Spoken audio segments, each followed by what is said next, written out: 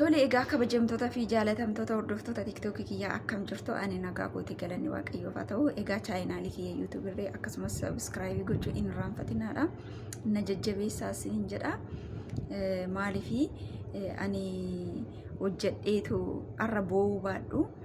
Namoota baay'ee boo'an namoota qarshii isaanii saamamanii akkasumas immoo qarshii isaanii maatii isaaniitirraan irree maatiin isaaniitirree amanuu dadhabee qarshii waggaa meeqa hojjette kinoo suuraa micayyoo tanaa hin argitu maatii ishii irratti ergite maatii ishii gaafa asii galtu qarshii ishii sana hin jiru jedhanii jennaa fidaa maaliif hin jirre qarshiin koo baajaajiin koo eessa dhaqe warqiin koo eessa dhaqe qarshiin koo kan biraatirree eessa dhaqe jettee yeroo gaafatu micoota tana viidiyoo intarviyuu afaan amaariffaatiin gootee jirti.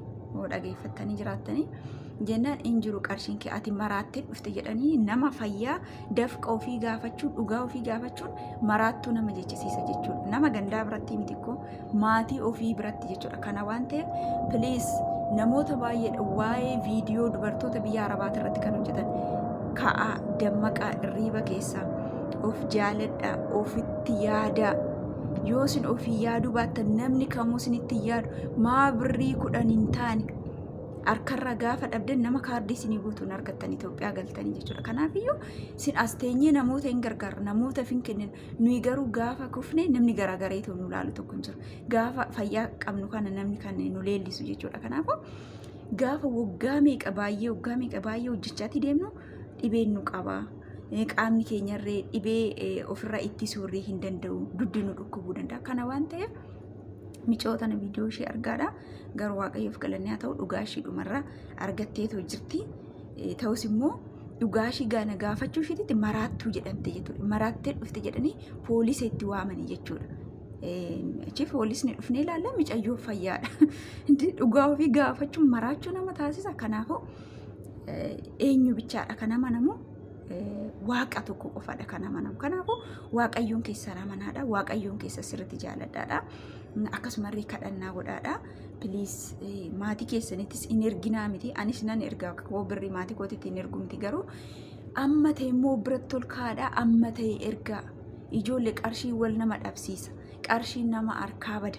Kanaafiyyuu irra deddeebinee kinoo viidiyoo boo'icha ijoollee baay'eetiin hojjechaati jira. Kanaafuu ofaa jaalannu dammaqaadha sinan jaaladha. Asii dadhabnee iyya madaamii jalaa gallee Itoophiyaa gallee buqachuu qabna. Itoophiyaa gallee aara galfachuu qabna. Asitti xiqqaanis jabaanis nu ifatee nu waamee beelofne dheebune ani fakkeenyaaf mana gaariin jira galanni rabbiif haa ta'u qorsii kiyya seeranan nyaadha. Hojii kiyya seeranan hojjedha. Ijoollee baay'ee nan beeka yeroo itti ta'anii qursii isaanii tirree nyaatanii qaban madaamin akkasitti itti ijoolleen akkasitti itti. Kanaafuu wareegama kana hunda wareegdanii qarshii argattan kana zimmettanii facaasina qabadhaa. Asitti dhugumaa namni fayyaa galeetoo qarshii yoo gaafate maraatte maatiin jechaanii jiru.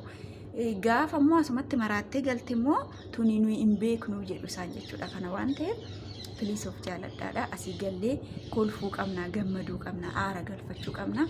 Baay'ee sin jaaladha. Turtii gaarii isiniif haa ta'u nagaatti.